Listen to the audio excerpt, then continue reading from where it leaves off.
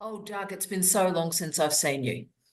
I know, what's it been? 20 minutes? 20 minutes. I see. So the door's open now, letting the air in. I didn't ask you, by the way, what is the weather in Adelaide at the moment? It's supposed to be 25 today, which is nice. Oh, that's very nice. Oh, Yeah, it's still a bit humid, of course, but and we might have a millimetre of rain.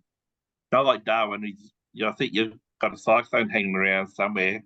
yeah. Look, every now and again you look out the window and you see the palm tree sort of doing this, and you're going, should I be concerned yet? But no, because it's Darwin and we're tough. No, look, I remember March in Adelaide, Dougster, is lovely. It is. It is. Mm, There's a bit of a catastrophe at the end of February, but then it's actually just very pleasant. yeah, well, the last few weeks have been really bloody hot. I know. I It's know. just, I know, I just want the rain. I just like the cold. Give it to me. I should move to Tassie or bloody go live with Jamie or something. Go live with Jamie. I'm sure he'd be terribly excited by that information, Dougster. No, fantastic, Angel. So look, it may be just you and me, Doug, and then we have a Oh, fabulous time talking about supervision, and I will be fascinated to see what you have to say about it because you've got a fair amount of experience, Dougster, and we've never really talked about what went well and what didn't go as well and how you've resolved that or not, right? yeah, yeah. So this So is this we'll is have to discuss that Tuesday next week. We'll discuss it Tuesday next week, or we'll discuss it today. And I see beautiful Eleanor is in. Hello, Eleanor. Are you well? Hello. Hello. Sorry. Hi, I try to figure out how to make my moods. You look magnificent. Good morning to Good you. morning. All that coral is just such an enlivening colour. You look terribly scholarly too, can I say? You look like a proper scholar and I look a bit like somebody from a toy shop. So that's how are you going, Eleanor, my darling? Very well. Just recently popping on my LinkedIn for no reason, and then I saw your seminar, and I said I have to go. Oh, well, look, we'll have a lovely time. It may only be just a couple of people. We've got a couple of minutes left, but it's, if nothing else, it's, I hope, a positive moment to really think about the nature of that supervisory relationship. Absolutely. So, Eleanor, tell us a little bit about you. So what's your journey into this conversation, mate? I sent you some email maybe a couple weeks ago to what on your recent university. I've just been accepted my PhD, Doctor of Philosophy with Creative Work through the USQ. And I'm a lecturer at Torrance University for the last 20 years as an interior designer. So I'm doing this interior designer for 20 years. And then I finished my master professional study research last year through the USQ. And I really want to do something more relevant to concept of fun. And don't laugh at me. Every time I tell my colleague, I say, I want to do PhD for fun. Everyone say, no, I really thought that will be a very good project. And I have a meeting in 2 weeks. So I'm just doing all the prep before I see my supervisors. I print your terrace. The setup document. Wow. Good morning, beautiful Maeve. Good morning. Ellen's just gone to go get a handout, which I love. Yep. A woman with a handout. I Oh, printed. scrolling on it. Yep, and it's all there's been notes. Because they say no, nothing, but I said I will find something I want to talk about in the first meeting. So I'm go through your document and just get ready for my first meeting in 2.5 weeks. So this is fantastic. So already on the call, we've got beautiful Eleanor getting herself organised. So I think that's tremendous. This is probably the dream come true. I was meant to have you here with me. The Dougster has just started, and what's precious about Dougster is he is, I'm going to say your age because that links to the tattoo. So Doug is 50. He's a very young, rippling 50, can I say? But this is his second go at a doctorate. So we're going to diagnose what wrong and what went right. Beautiful Maeve is right in the middle of her conversation, literally right in the middle of the conversation, having moved through iteratively some supervisors. Piper, who has had the best haircut in Southern Australia, I believe. Piper is now finished her COC and is now moving into the intricate data collection phase. You want to say hello to the people who adore you, Piper? Hi, Tara. Everybody loves you. So Piper, I'm thrilled you're here because this is actually quite a moment for us because obviously you and I are writing Scholarship of Supervision, and it's funny you and I didn't know you were going to come today because obviously this seminar is part of what I'm developing for one of our SOSs as well. So this is great. And Sue Ellen's in. Yes, sorry, I'm just trying to get the right screen angle. Look, it's always a nightmare. As long as my skulls are in, Sue Ellen, as long as the skulls are in shot, then nothing else really matters. How are you travelling today, Sue Ellen? Very well. I've just finished a session. I'm yeah, good. I'm ready and focused. Great. So tell us a little bit about you and the journey. Where are you on the doctoral journey, mate?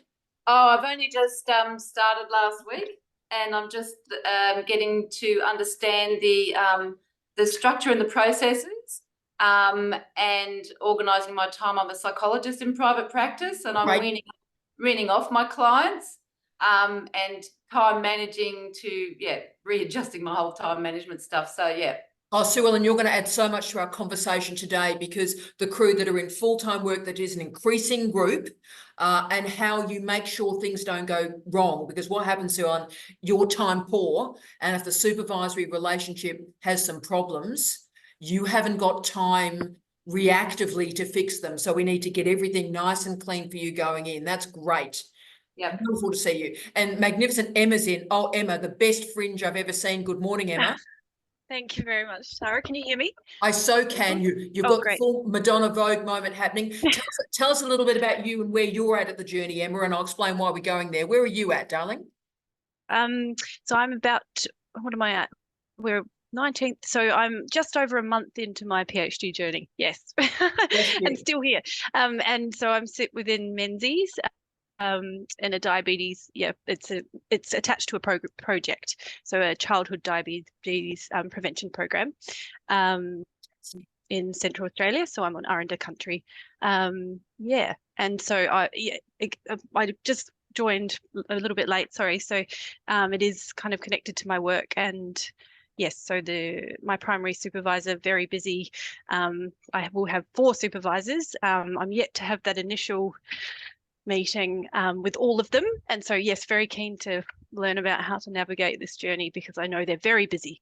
So Emma, this is going to be beautiful. So we've just got to focus, colleagues, when we're having our conversation. We return to Emma and the dance between the supervisors too. And can I say, when you start getting the cricket team, Emma, the cricket team adds a bit of joy and interest to the conversation. So you're an absolute superstar. Okay. And we need to just acknowledge the Red Queen herself. So Kylie, who is, what do we say about you, Kyle? So how much time have you got left, Kyles? This is my last week. I know. I've almost forgotten what it's like to work. Not your life. No, your life. thesis. I've got this year, hopefully. Yeah, we've got a year. The final year. Data analysis still nearly finished, writing happening. Right. Thank goodness I had a really good relationship with my supervisory team. Started out with 2. I gained a 3rd one who was really good with the qualitative stuff and pulled as much as I could before she retired. So back to 2, but yeah, really luckily. But my main thing is to enhance that, but also to learn for supervisory in the future. Well, so I wish I could say I collected this data set for you all, that this was the group that I magically picked through the universe, but you've picked yourself. So Kylie is thinking about what supervision looks like in the future. So this is perfect. And also, Kyle's, the most healthy and fabulous of supervisory relationships becomes sort of this toxic meth lab in the final 3-4 months. You love these people and yet you hate them as well. I'm expecting that. So I supervise Piper's wonderful partner, Aidan, and I love Aidan and Aidan loves me, and it's a wonderful relationship. But as you might remember, Piper, in the final month or so, he used to come to meetings and say, I hate you. I really hate you. I hate you. So you just need to know that, because you will, and the hatred needs to be expressed in a positive, buoyant way. And we finish off with the wonderful Mary. Now, I was hoping Mary would be here because Mary's doing a master's degree, so that's a whole other wonderful, joyous thing, but then moving to a doctorate. So I'll use the dreadful cliche, Mary, the learnings from the master's supervision and how we enhance it for the doctorate. Do you want to speak to yourself? Yeah, certainly. Doing the masters has been good in a way because honestly, doing high degree research is quite an unknown land, and I had no idea what I was doing at the beginning, what the rules were, how a thesis looked, all that kind of stuff. And quite honestly, at the beginning of my master's, I was drowning and not getting on very well with my supervisors. But then I did find Tara's videos, and that helped me start getting a realistic idea of what higher degree research is about, what the rules are, and what you need to do. So I feel like I've learned a lot in these last 2 years, and it's really setting me up well to be able to make good decisions when I move on to doing a PhD. Now, Mary, obviously, I've found the People's Republic of Western Australia to be the font of expertise and knowledge throughout the culture. And if there is a better introduction, and g'day, Rowan, if there's a better introduction to what we're talking about today, I don't think I could have provided it, Mary, because so much of this space is about assumptions and expectations that we do not talk about. So I will just make a quick start and commence with an acknowledgement of country, acknowledging the traditional owners of all the lands on which we meet today, elders past, present and emerging, and any Indigenous colleagues with us today. And welcome to you and your supervisor. And I did give it that title, colleagues, because it does start and it does end with you. This is about you and how you manage relationships. So what we're going to do is, whether you're at the start, and we've got some wonderful colleagues at the start, beautiful Emma is fresh and fantastic and ready to rumble with that magnificent fringe, whether you're in the complicated middle where you hate everybody, you hate yourself, and you just want to just like drag yourself like round the park and just ignore what's going on, or whether you're nearing the ending like Kyle's and you're thinking, what the hell have I just experienced? What have I gone through? What are my learnings? What are my learnings? And how will I supervise with care and decency beyond my experience and move into expertise? So we are living the dream here. So let's go for it. Now, task is really to focus very strongly today on the relationship. And I want to set the scene if I can. And Dougster, I might start with you and I on this one and talk about expectations, because this is the Dougster's second go at the roundabout. So Dougster, you've already had sort of the experience and expectations of a PhD. What were your expectations coming into a doctorate the first time and this time? Have you thought about it, Doug? I think the first time I was just in the process of this, I've had applied to do a PhD, 3 times.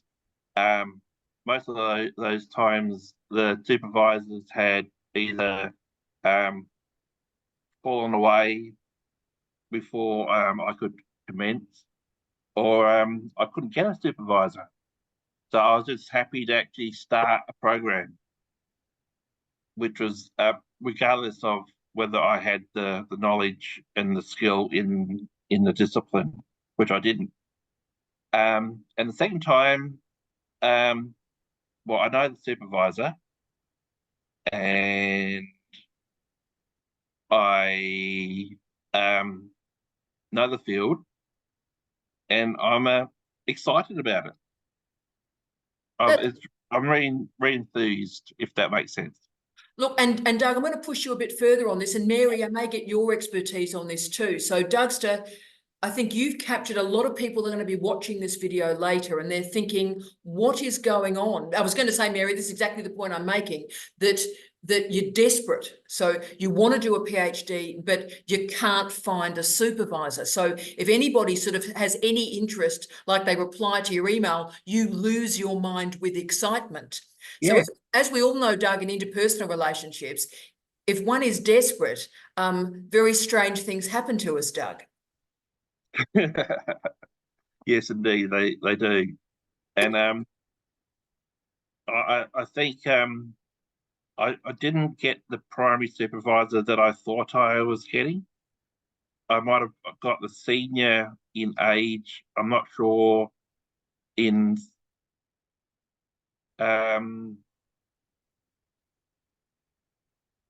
application. Yes. And I think they wanted to have meetings every 3 weeks because I was part-time, which was a bit weird because it didn't fit me well. And I just didn't feel that supported. That's interesting. So you've already picked up some things. You had an expectation of a weekly meeting or a regular meeting. They have an expectation perhaps determined by the workload, Piper, that we had a part-time student, and because therefore part-time, this is how they will schedule you in. So I think I was there Monday to Friday, regardless of my part-time status. Fascinating. And Mary, of course, with your type of topic, you know, particularly looking, you know, deep diving into Indigenous history, Indigenous absences, very uncomfortable knowledges, finding the supervisor is very problematic in that space as well for multiple reasons. Do you want to speak to that, Mary?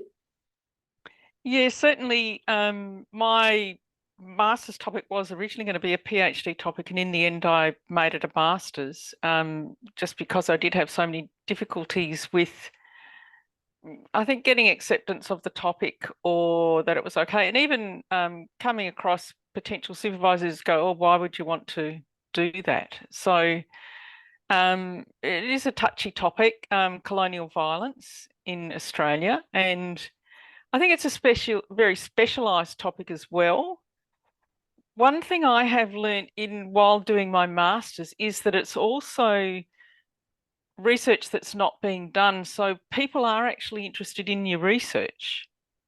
And I have gained confidence over the last 2 years that I do have expertise in this field and people do want my research. So it's left me more confident as I move towards looking for a PhD supervisor. And I've also been able to develop probably a much more subtle and complicated question to look at for a PhD.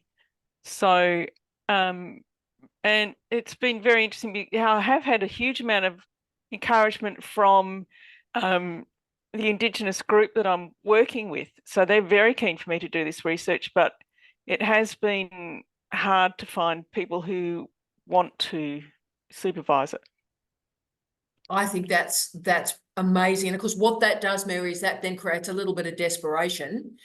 So if anybody, and it's like you know, the last couple of people at a nightclub, right? It's not good, is it? It's not good. The choice is not expansive. So being confident in that space, being able to actually say, this is what I'm interested in, this is what I want, makes an incredible difference. Thanks, Mary. Oh, Mary's nodding. Mary's nodding. Thank you, Mary. Now, Piper, I did want to talk to you. Your old goth mate wants to talk to you to finish this first little scenario, thinking about the expectations, talking about disappointments, because in some ways you're Mary plus a couple of years. You did the master's degree and some stuff happened. And then you've moved into a PhD. And some of the stuff that happened was also about authorship, Piper, about who owns what, authorship and writing. So you had expectations going in and they weren't properly presented or articulated, and some disappointments emerged. Do you want to speak to that? Not really. Yeah, I think that's a pretty good summary. To really summarize it, it's basically you can't change the rules on a researcher at the end of a project, which is what basically happened to me. Yeah. So for our colleagues just starting, and I mean, Emma, Sue Ellen and Eleanor in particular, really getting everything. And of course, that's why I developed, by the way, that PhD setup document for this reason, so that your conversations are scaffolded. There it is. Oh, Eleanor, you're amazing. The conversations are scaffolded. God, that's one I did in England too. You've got the old English version. That's amazing. And at least then you have got charge, Eleanor. You can scaffold the conversation.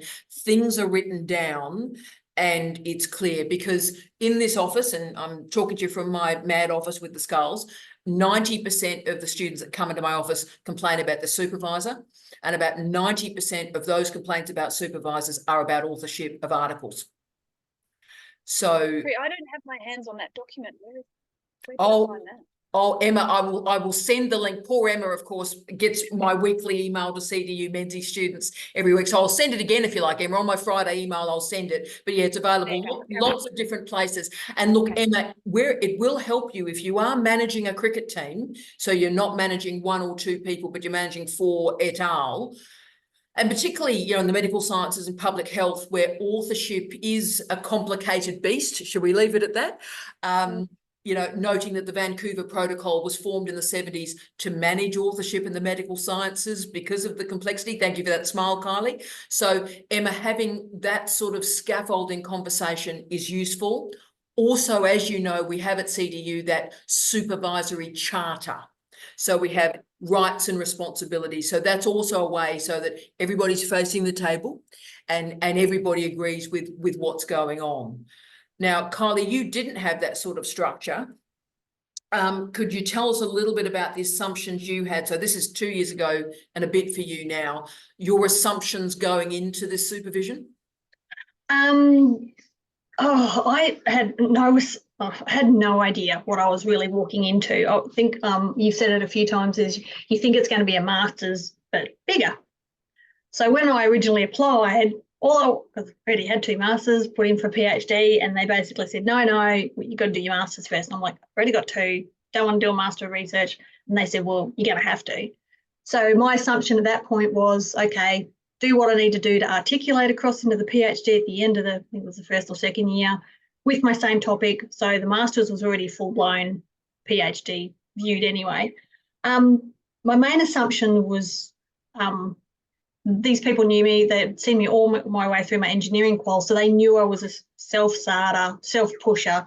So they knew that it was my topic, so I was driving it. So that was my main assumption, that have enough touch points, but don't annoy me because I work full time and I'll manage this. So we didn't document that, but luckily I knew them that long that helped, I think. And see, Carls, that's an excellent point to make. And for our professionals on the call, I'm particularly looking straight at Sue Ellen. The assumptions can be helpful, as in Kylie's case. So the mates, they know me, leave me the hell alone. When I need you, I'll get on the back phone, sort yourself out, right? What I call the self-sourcing pudding student, right? They are a blessing to us all. But every now and again, the self-sourcing pudding overcooks in the microwave. So you do need to have them a little bit more. Yeah. Or was that just my personal problem, Mary? Am I the only person that does that? It's like suddenly you think it's a self-sourcing pudding and then it's like a rock. It's like you thought it was a pudding and it's just not. But so, Carls, it went well for you. I think it went well because when I did have my meetings with my supervisor, and principally my main meetings were with the qualitative one who's now retired, Marita, I turned up with stuff. And she used to say, I always know you're going to turn up with stuff. If you've got questions in between these meetings, you'll send me an email. So I had that proof, and I guess that's the way I do in industry, is I've always had that. If you've done it, show me. So I will always have that. Here's my work. Now, Emma, we can all learn from Kylie. So in other words, she arrives with stuff. Supervisors love it when you arrive with stuff. You arrive with stuff. So you're fine. You know what's going on. And if there is a problem, she will speak the words. The challenge, I think, and Sue Ellen, this is obviously, you know, you've got professional expertise in this field, but the challenge is when students feel disempowered from a supervisor. And there's a power differential, or they don't quite know what's going on. As Emma said, you know, I've got very, very busy supervisors and, you know, oh my goodness me, and oh my goodness me. And so managing the power differential is quite challenging. Sue Ellen, what's your view on this? Oh, sound, can I help you?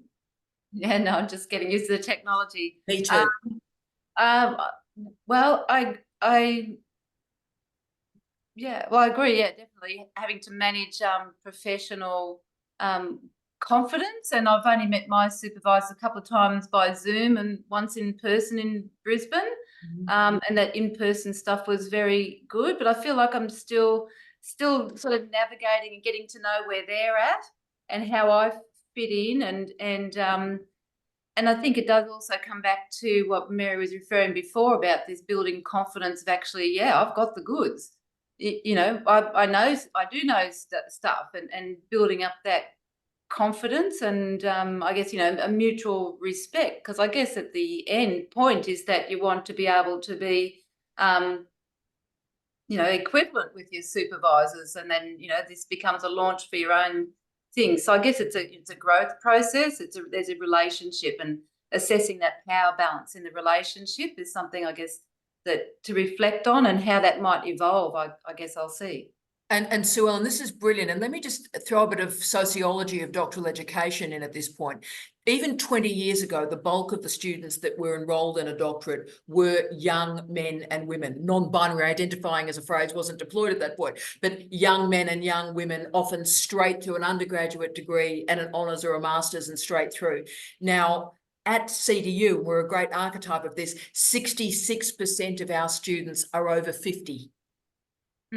And well over 60% are, of course, women. So, of course, for the first time in 2017 in the United States, doctoral programs suddenly had a majority of women. So we can see in the space of really 20 years, you know, everything's changed. And how we would engage with a 22-year-old lass, which is where my career started. I think I had 20 completions by the time I was 30.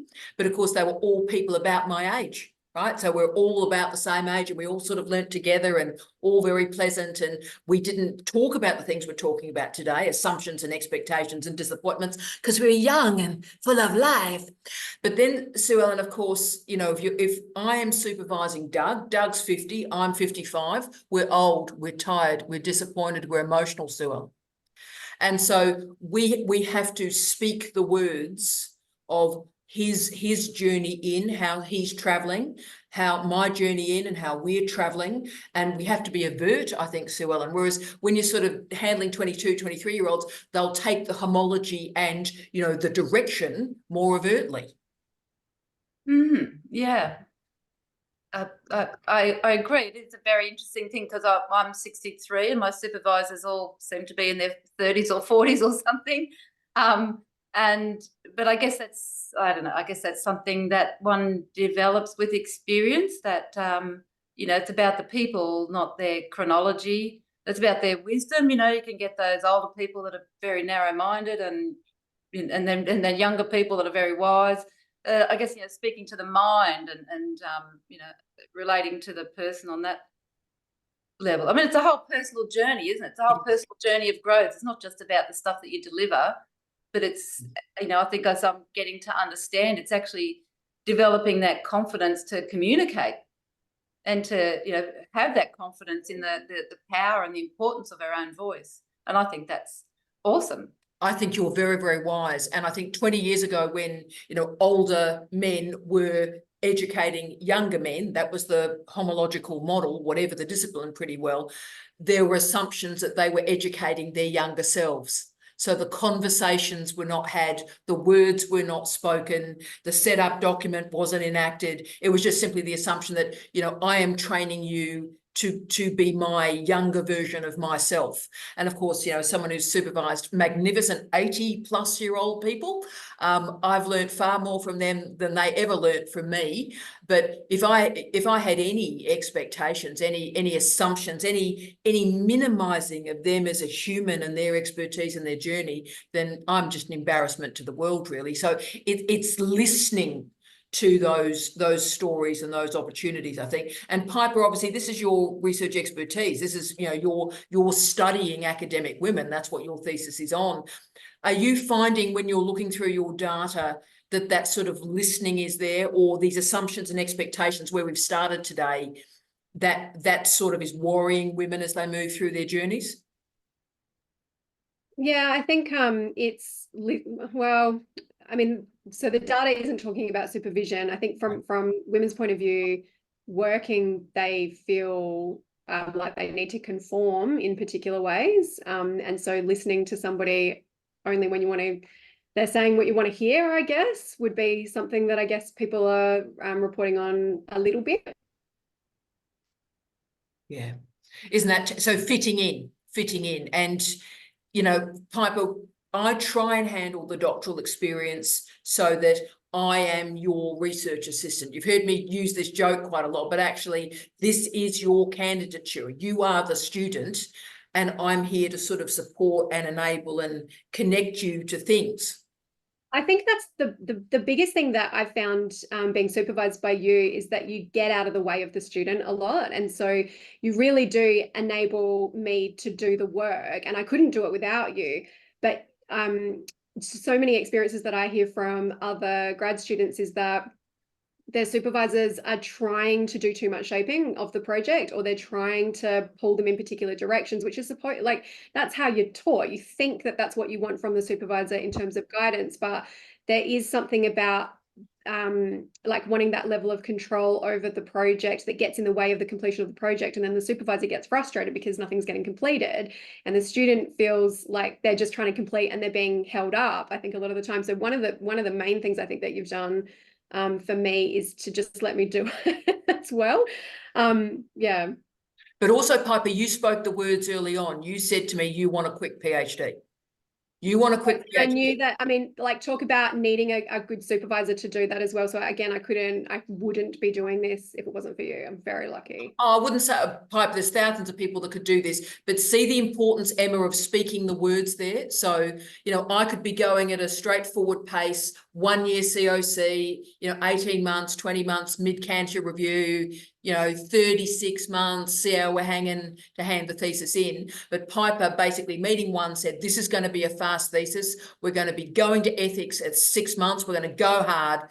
And, you know, basically it's like being a member of the World Wrestling Federation with Piper, right? So in other words, where there is this tag team, she's a much better wrestler than I am, but I go, yeah, a lot, and it works. But Emma, it's of course quite challenging because you're in somebody else's project, really. That's the nature of the medical sciences and public health. So yeah, I'm hearing that it's going to be a bit of a dance between taking it in the direction I want to, alongside enabling and strengthening a project. But which the appeal for me was that it is tied to a project, because I was worried I'd get lost in sort of a journey of searching and working out.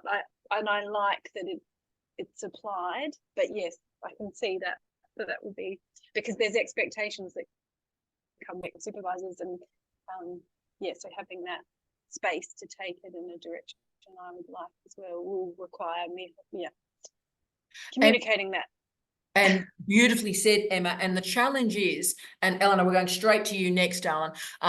Emma, the challenge, the advice the old dean will give you, and this is in medical sciences, allied health, public health, and also the experimental sciences, is always be clear that you've got a pathway that is your thesis, right? So always be clear, this is the whole project and this is your pathway through it. And that's very hard to do, Emma. So in some ways, it's a blessing that you're here and we're having this conversation. So always have a sense of, what am I doing? What is my thesis on? And Emma, one way to crystallize this, and Maeve does this really well, one way to crystallize this is to focus on the SOC. Try and get to your significant original contribution to knowledge. Be able to articulate the SOC, because the examiners will assess you on that, my love. And so what happens, can I say particularly to women, is that their project starts to get smaller and smaller as other people are publishing off bits and pieces, right? So just be very clear that think of yourself as doing a 400-meter running race, Emma, and this is your lane. Keep in your lane, and anybody give them an elbow, all right? Nah. This is your lane. And the SOC, making sure you've got enough to submit a thesis, is the key. Is that helping a little bit? Yep, that's great. Oh, you're a superstar. Yeah, I've already started asking some of those questions to myself. So it's been really helpful listening to YouTube as well. Oh, and look, Emma, darling, it happens in all disciplines. It can happen in physics, can happen in chemistry. What happens is the really sort of the robust students start to gobble up all the articles, woof, woof, woof, woof, woof, woof, woof, and gobble up the data sets, and suddenly students start to lose their thesis. And the idea that you're aware of that at the start is brilliant. Let's go to the legendary Eleanor. Now, Eleanor, where are you on this? We're sort of heading into the motivation zone, but talk to us about this. I just wonder if you explain what, in your opinion, quick PhD is, because I have some idea what a quick PhD, but I really appreciate your opinion. Yeah. It's, let's say, 3 years, 36 months. What is quick? Yes, quick by its definition. Great question, Eleanor. Quick is anything really under that. So I am always interested in, so Piper is aiming for 2.5 years. And I think that's a rip snorter, and it is doable. And the way you do it is you do an early COC. You make that decision from the start. You do an early COC, you get an early ethics clearance, and you slam yourself into data collection. and you scoop up the data and you start, because once you've got your data collection, then you've got control of your destiny. That's then about how hard you work. So the data analysis, everything can then happen anywhere in the world, wherever you are. So the key is slam into the early COC, get that ethics clearance, get the data collection, and then it's about you. Then you can, if life happens, slow down or whatever, but go for it. And Eleanor, obviously, I'm probably the person that people come to do a quick PhD, because I will keep up with you. I will keep up with the reading. I will keep up with you. And my own thesis was done in 18 months. 1 year full-time, 1 year part-time in a full-time lectureship job in a foreign country. So I know how hard it is to do that. So I'm not minimizing that as an easy thing. It was an absolute shambles and a mess. And, that's why I started to get up super early. But can I say, colleagues, my career probably wouldn't have had the shape it's had if I hadn't had that early and quick thesis. I wouldn't have got the next job. Does that help a little bit, Eleanor? So have a plan, but try and every month. Absolutely. Every month you can give yourself is fantastic. Every month. So just go, right, okay, well, 3 years. I'm aiming for 3 years. Then if some windfalls happen, some things happen, oh, that's great. Click, click, click, click, click. Month off, month off, month off. 2.5 years is great. Anything between 2 years and 2.5 years is absolutely living the dream. But with Piper, it's 2.5 years, and then we're clicking the months down. Piper, where do you think we're at now? Can I just ask Oh, more go, Eleanor, question please. regard to this? Please. How we can get support from our supervisors? What kind of conversation we should tell them? Say, yes, I want a quick PhD. I want to do confirmation candidature and ethic, Yep. maybe by the end of the year, and show them beautiful guide chart with everything. As a prevention, what if they say, so what kind of conversation you recommend to talk about supervisor in the first stage, in the first months of study, to make sure they're on the board? Yes, the first thing is I'd be upfront. I'd even go backwards, Eleanor, to like I do a prequel. So when you're approaching a supervisor, say, I'm interested in a quick PhD, life's too short, girlfriend, moving on. So for the colleagues that are seeing this later, when you're approaching supervisors, many supervisors like me love a quick PhD because I'll be dead soon. So I need it quick, or else I'll be dead, mate. I'll be dead. So early on is great. If you're in those early stages with your setup document, state, look, colleagues, I'm an experienced human. I'm a professional. I've got family. I've got responsibilities. I'm losing a fair amount of dough and income doing this, right? These sort of stories. So I'm aiming for a quick PhD, and I will work incredibly hard. And if you get some pushback, and in certain disciplines you get pushback, and I'll tell you why, Eleanor, because if the PhD students are an underpaid workforce and you're there to continue to produce publications, and I've seen that a lot in experimental science in some disciplines. Colleagues know a lot of those stories that I've told. So it's in their interest, and that's when you start to see young humans that started as young, buoyant people and were enrolled in a PhD for 8.5 years, and their life, and that's a real story, and Piper probably knows exactly what I'm talking about. But so you have to get control of this. This is, if you're in one of the disciplines where you are there to produce articles with your supervisor, then you do have to wrangle solutions and speak the words. And worst case scenario, if I'm honest, Eleanor, so if I suddenly had a personality replacement and I said to Piper, I think this is going to take 5 years. I think several marriages are going to be formed through this. So if I had a brain transplant and came up with that, what Piper should do to me is ignore me and keep working at speed. And so just you bright people, keep working. What you have control over is your work. You don't have control over your supervisor's attitude. You can try and do what we've done here and wrangle expectations and assumptions and bring the story together. But also you've got to be at times a self-sourcing pudding and keep it going. Keep it going. Piper, any other advice? Look at your mouth, Piper. Any other advice on this? No, I think that's the best thing.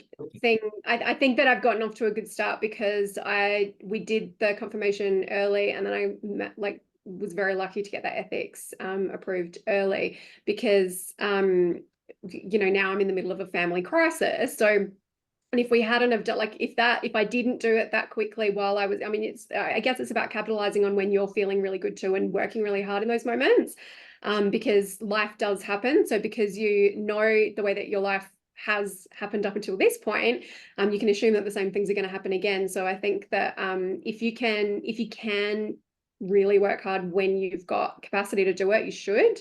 And I think that, yeah, that's probably really good advice, Tara. I think it's brilliant, Piper. Absolutely brilliant. Now, beautiful Maeve and Mary want to talk to us. We're moving into sort of motivation as we're sort of reaching the last sort of 15 minutes or so of our gig. But so Maeve and then Mary. Maeve, talk to us, my love. Thank you. What Piper's done is really inspirational, and you know, I salute you on that, Piper. It's great to see. And I think I came into the PhD. I'm not going to talk much about the past because the past already has droned on. It's done its own thing, but I don't think I did know at all what I could expect. So I think I was quite naive in that sense. And I think I'm no longer naive, so I've been through quite a bit. But at the same time, what I'm keen on is what I'm doing now and what I intend to do now. So I've sent Tara and Jamie a very fresh Gantt chart, and the Gantt chart I've processed and worked through strongly. So in the milestone document, I've said how I came to the Gantt chart. Brilliant. So because I think that's been the missing link, where I kind of took control of how do I really want this to go? What is realistic to my life? And so there'll be people out there who aren't able to do the fast PhD just as much as there'll be people who are. And so I think, you know, I'm right in there on the target audience, if you like. I'll be 67. Oh, that's right. I promised myself not to say that. But, but so I fit right into that, the group of people who are coming and doing PhDs. And I have a complex family life and I have a complex health arrangement. So I can't look at it as if I'm not who I am. I have to take who I am right in there. So I've done a Gantt chart where I've put in the exact holidays I'm going to take. I've done a Gantt chart that puts in contingencies, because I know, as Piper said, with like the family issues arising, I could have that.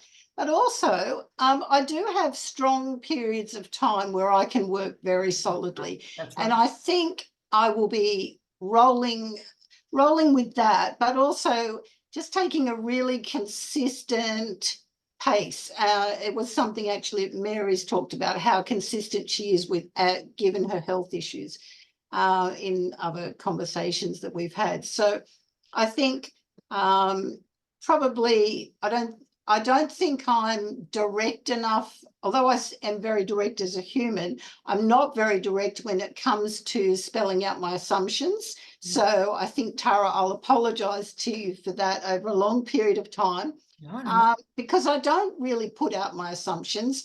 And the other side to me, being a person who's happy to speak and express my view, is that I always have views going on that I don't express.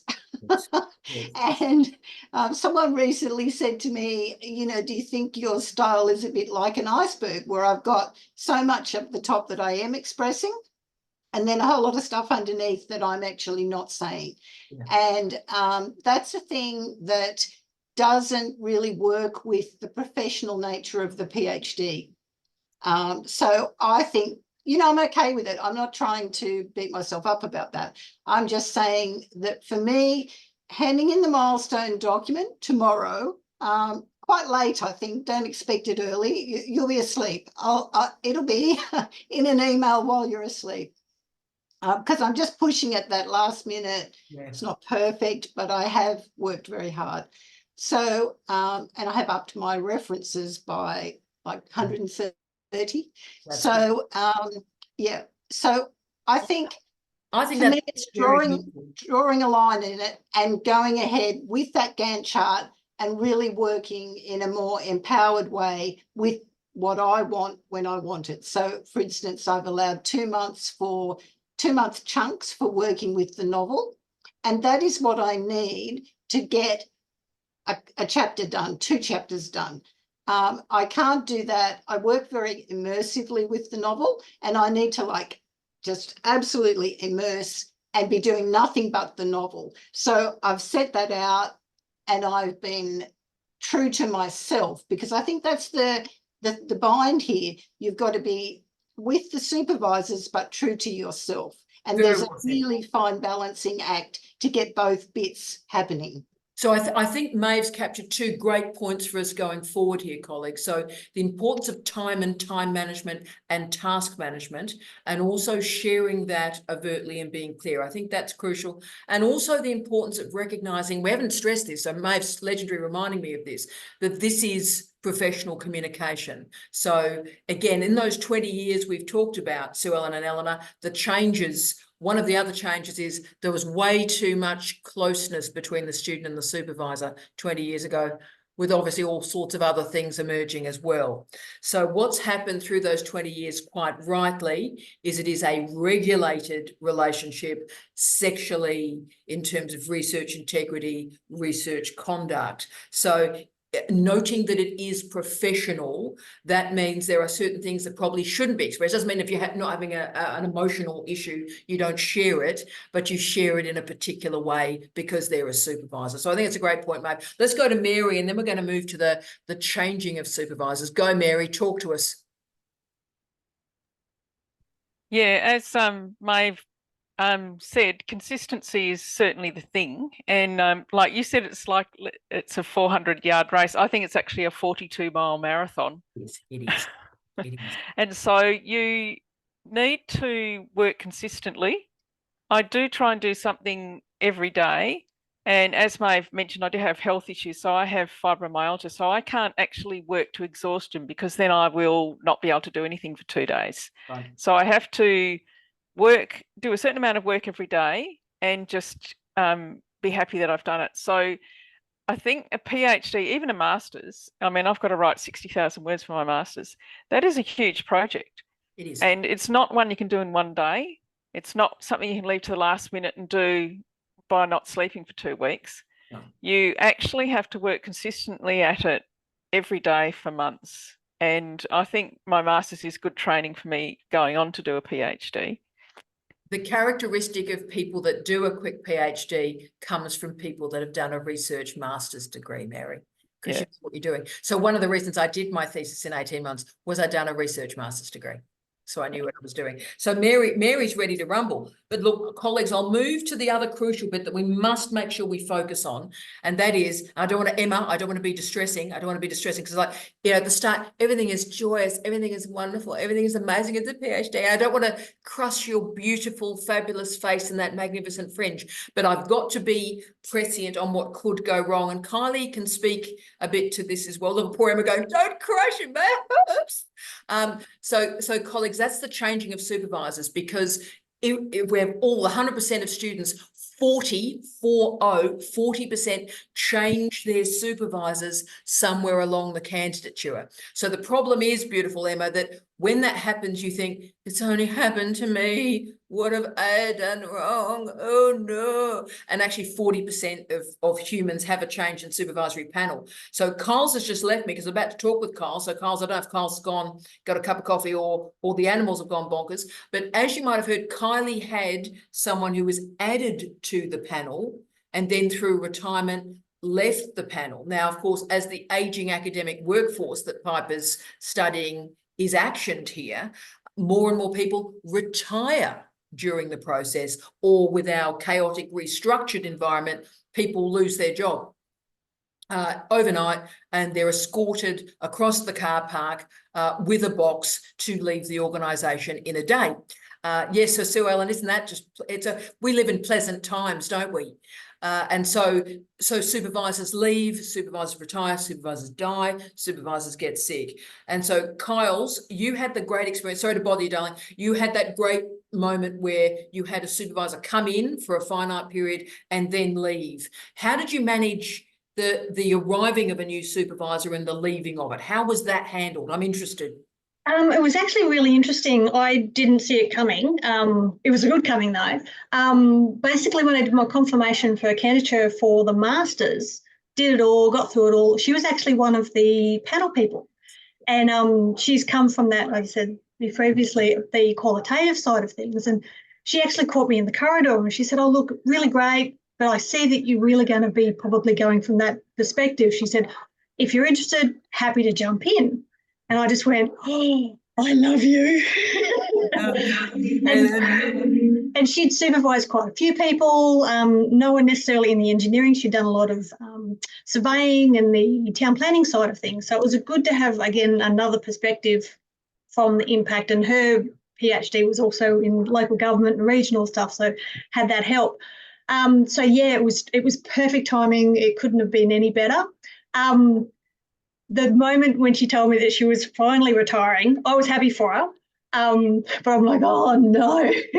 But she said, "Look, you have learnt what you need." She said, "I've done what I need to at this point, the stuff that you needed to take on." It was like, again, the Yoda moment where I was going to ask Yoda and Luke. The grasshopper's taken on what she needed to know. And I still talk to her, even though she's in Melbourne now. Anytime I still have a question or we talk about the stuff that I've learned about, I go, "Oh, I'm learning this at the moment." Yeah, so it was I hate to use the word serendipity, but yeah, it was perfect. No more training do you require. What can I say? You're very experienced. I mean, you're an engineer, so you're used to weird stuff happening and stuff falling down and stuff being blocked and bad stuff happening. Your job is to, will that fall down, right? So, so you're used to the bad things occurring. But can I say that we'll go to the Piper extreme, the other Piper extreme, because you've got two supervisors, and one is there in a very odd role, a very odd and strange role. So you have this very sort of focused and engaged relationship with me, and then in comes the other random, sort of like in these cycles of offering this alternative view and opinion, and then disappears in the night. So Piper, how were you organising that combination? So my plan is to so the other supervisor is Jamie, lovely husband. And so the benefit of that is, if you think about what my goal is and think about how I want to complete in a timely fashion, and please all pray for me that actually happens. So I've got Tara, and so we can be really tunnel visioned on that project. So because we can just go every week, okay, we're still moving, everything's okay. To have almost like this other kind of specialist being able to pop in when you need either, another injection of knowledge or experience or help in any kind of way. I think that's how I'll be sort of managing that. So in a second, we'll have a nice big lot of data to really go through together, and Tara and I will talk about all the fantastic responses. So the women that have been completing these surveys have gone to great lengths to give really good open responses to some of the questions. And then there's a bunch of number data that maybe is not particularly my forte. I can do it, but to bring in somebody that has that expertise to really show me even more about my data is like a very good use of him. And so, that's how I'm planning on using two supervisors. Yeah. And I think that's the great gift, to understanding the role of each, and every thesis is different. So that's why we can offer some operating principles for this. So two people all the way through that are together with you and help you every step of the way. Emma may never get her 4 supervisors in the room, and Emma, darling, making peace with that too. So you in your mind working out what each of the 4 does. Probably Emma was meant to meet Piper today, what each of the 4 does, and there may be groups of 2, and then there might be a 3, or there may be a 1, and just being cool with that. What do you think, Emma? Yeah, yes, it's been so far, only 1 month, but challenging to get the 4 together. And it also, in some ways, I'm not sure it suits me anyway, because for two of them, I'm still really getting to know them, and I would prefer sort of one-on-one time with them if possible. But I'm also feeling like, based on what you're all saying, I can see the benefit of having less supervisors and whether they're going to pull me in different directions. And maybe one or two are spares that will not last the distance. I don't know, when it won't work. Yeah, That's and look, even more- that's an option too, but almost treat it, Emma, like a Greek chorus that follow you around. If you have got the 3 or the 4 or the meta cricket team, treat them like consultants. So in other words, work out what each of them can give to you. None of them are probably Yoda, and just be cool with that and go, right, well, the expertise and you being clear about what success looks like. I think that's crucial. And also, you know, probably in this current environment, having a couple of spares is probably not a bad idea. Imagine saying that. I think it's hysterical. I'm just going to put spare tattooed on my forehead. Read it like that. I Don't love it. tell- I love it. There's something great about I that. just meant like yeah. But Well- because I was concerned that if I didn't get everyone in the room, I'm going to get conflicting advice and I'm going to be stuck in the middle. Yeah. Right. So Emma, let's all take a breath as a family and just stop at this point, because that's always the fear.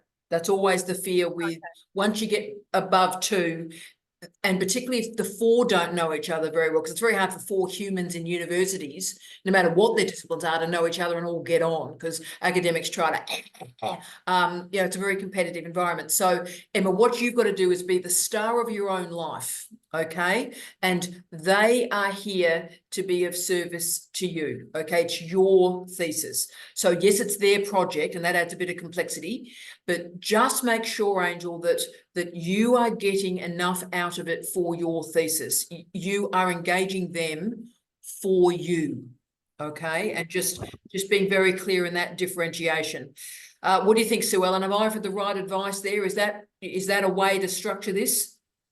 It sounds fantastic, and I'm only just sort of reflecting on my own circumstance and the supervisors and where I'm at with what this project that I've sort of entered into, and there's already how that's sort of structured. And I'm just starting to realise, wow, I've really got to find my groove here rather than being a cog in their wheel, and how to actually find out what I'm doing, because it was a project where there was a phase 1 and a phase 2, and it was advertised it was a phase 3 trial. And when I went to see them, they said, oh, we're not going to do the phase 3 trial because it's probably difficult, so we're going to do the phase 4 and implementation trial. So it was like, oh, okay, well, you know, I had that sense that I'm just along the ride of their carriage sort of thing. But now I'm starting to sense, well, like I've got to actually really clarify in myself how I can sort of meet both needs, you know, so that, and they did say, you know, you can make this your journey and your PhD. So I feel like that's possible, but it's just helping me to clarify that, you know, what's at stake and at play and how to kind of navigate through that. It's very helpful. You're very wise. I tell you what, we might have saved a year of your life here. So the first thing is, Sue Ellen, you decorate that carriage. So you've been positioned in a carriage, you decorate it and you make it pretty. You make it pretty. And as I said, follow the advice. Remember, just have your eyes open, have a folder, have a page that says on your computer, SOC, significant original contribution to knowledge. And just every day ask yourself, do I have a SOC yet? Do I have a SOC yet? And every day is moving towards a SOC. And if you feel that people are not letting you have a SOC, that it's instrumental research, try and push the lane out and keep a SOC, and then keep that tunnel vision, as Piper's articulated so beautifully, keep that tunnel vision going. All right. Yeah, very helpful. Thank you. Yep. Oh, fantastic. And look, colleagues, we had an amazing run. I thought we'd do one final conversation if we can. And can I say, it's been an absolute joy to meet you all. I've known so many of you, but hasn't Emma just been transformative of our lives? They're just a fantastic human being. Unbelievable. So what I'd say to our colleagues, Elena, straight in, talk to me, beautiful one. How are we? I want to ask you a couple of questions, maybe not related to the topic of supervisors, but definitely I really want your opinion, because I follow you on social media for the last 3 years during my master's, and now I've said, okay, you're on my team.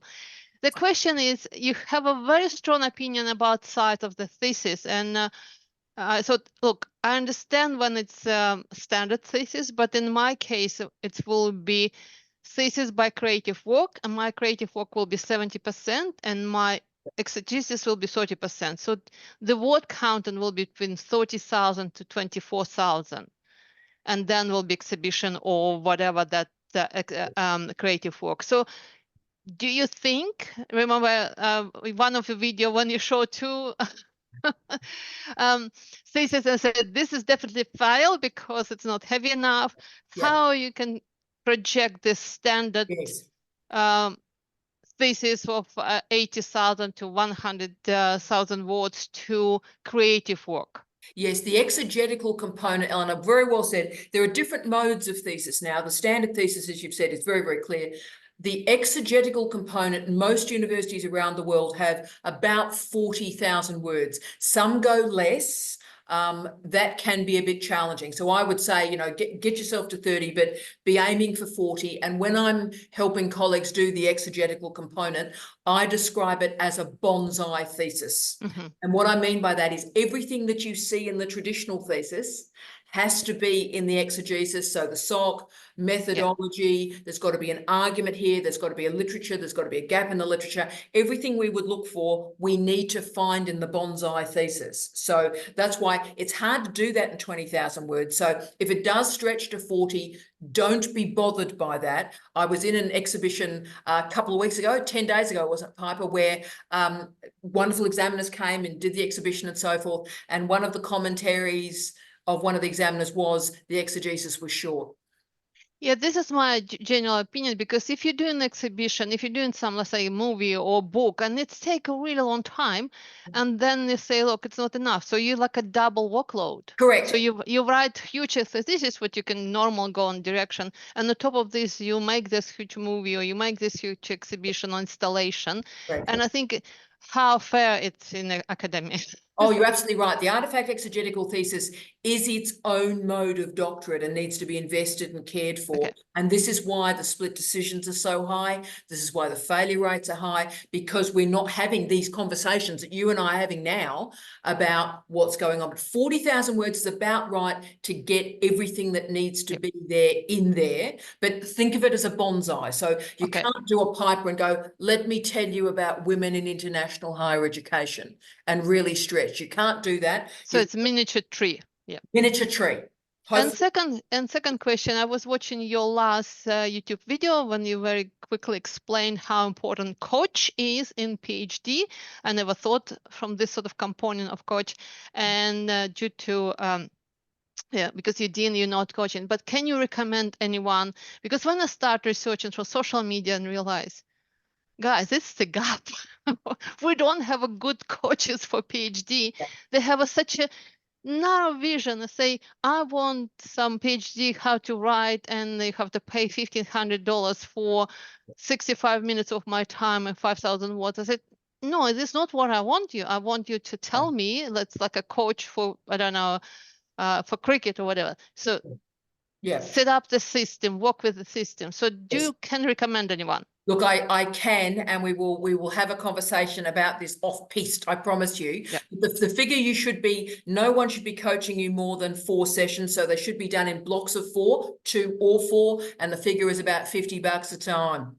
Anything more than $50 a time, noting there's prep in, so that you're giving them work to do, so there's prep in for them. $50 a time, do it in groups of 2 and 4. Anybody has you going for months, yeah, nah, that's a relationship, that's a marriage, that's not coaching. Fantastic, you're brilliant, but we'll talk, Eleanor, we'll get that sorted. And look, the final 2 minutes, if I can, colleagues, just to finish off, and I've had a wonderful time, you've all been amazing, I feel quite inspired by this all. But if you were offering advice to someone who's just about to start, so someone who's thinking, I'm going to start this thesis in June, July, August, what advice would you offer them from where you are now about organising this relationship? And I might start with wonderful Sue Ellen. What advice would you offer to someone who's thinking, I'm about to get this started? What would you say, Sue Ellen? Oh, sound. Oh, I really don't know, because I feel like I'm in that position myself. I don't know. Would you do more prep though? Would you speak to the supervisor a bit more before?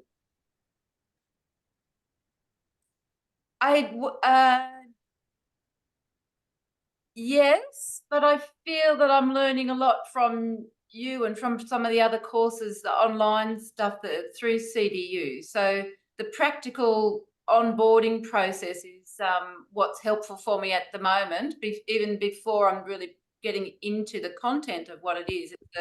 It's the structure of the animal that I'm about to consume bite by bite. So I'm sort of learning how to do it at the moment. So, and I think that that's also been very helpful to validate that that's okay.